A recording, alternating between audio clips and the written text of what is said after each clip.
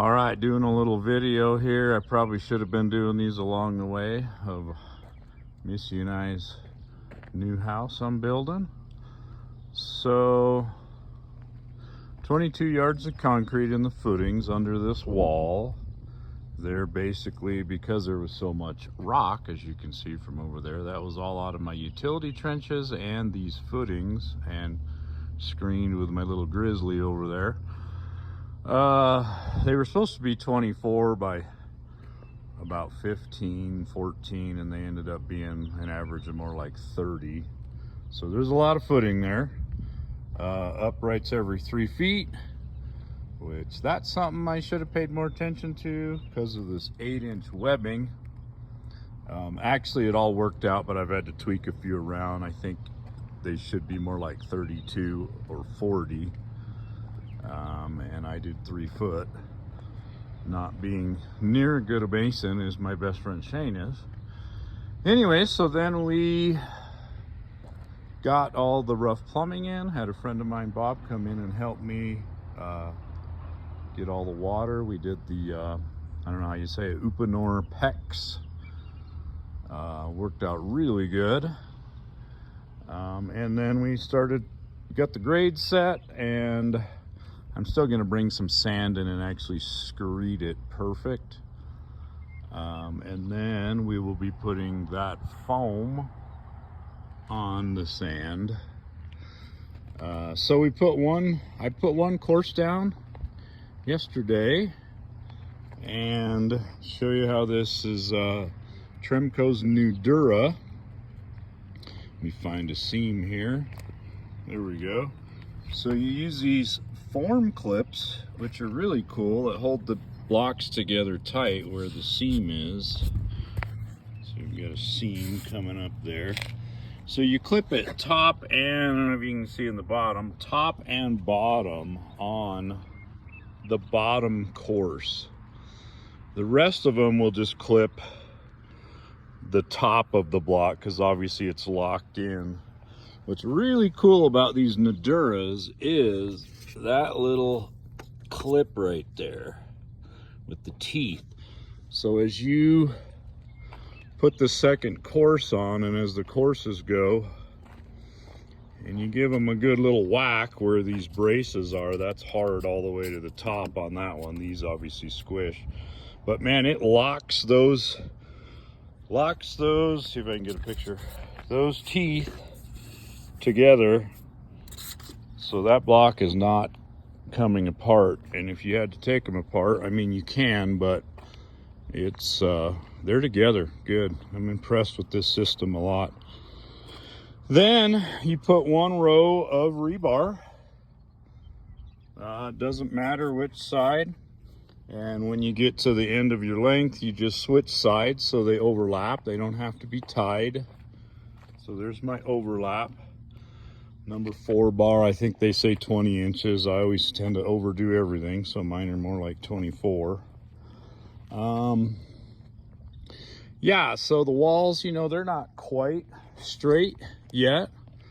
I just got them together. I wasn't that concerned about the straightness. And when I laid the rebar in, that straightened them out actually quite a bit. And then when you put the second course on, which I'm starting back there, you can see I've got a couple of corners on.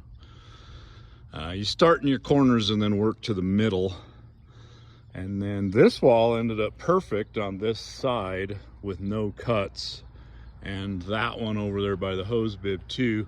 The rest of them will all have what's called a control joint, which you can see in the back there. That board is where there's a little piece in there, and then that one in that back corner, there's a board. And this one I haven't put boards on because, believe it or not, when I measured it and cut it, it still fit perfect for those little clips. So I don't think I need to brace that one. I may change my mind as I go up, but we'll see. So there's another brace on that corner. And hey, my Nudura guy is calling me on the other line. I had a couple questions about other products Tremco makes.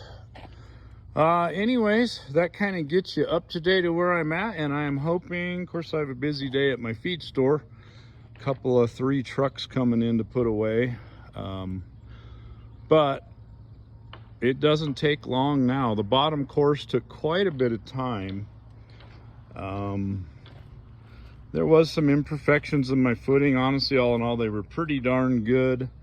There was a few little humps and bumps, so the cool thing is you can take, and there's the little nubs obviously on the bottom too. Well, you can use those to level. This side's all good here, but actually I can show you right over here. I remember when I started. So there's a little hump right there, so I just cut those nubs off to keep that block nice and level. You don't want them rocking. So anyways, then the bottom course you're laying out, I did anyways, I wanted to know where my walls were going to be, my doors and windows. Like here is a door, so I just kind of labeled those out. Where for now I'm going to put my 2 courses up. This is my first job doing Nudura, so I'm learning. I did take their class, which was really good. Big window going there, another door and window there. Anyways, I'm learning as I go. This is my first job. So my thought is I'm gonna put my 2 courses up all the way around to keep the walls nice and straight. And then I'm just gonna come back after, before we pour the slab. We're gonna pour our slab next Friday. I still gotta obviously get the sand and the foam in there for insulation under the slab, but I'm thinking then you'll see that I did not put rebar where the doors are going to go, so I can just cut that foam out after the second course is up. I get everything nice and straight and plumb, and then I will glue the bottom with their foam. I believe it's the low expansion foam, and they tell me that that really glues that block to that footing.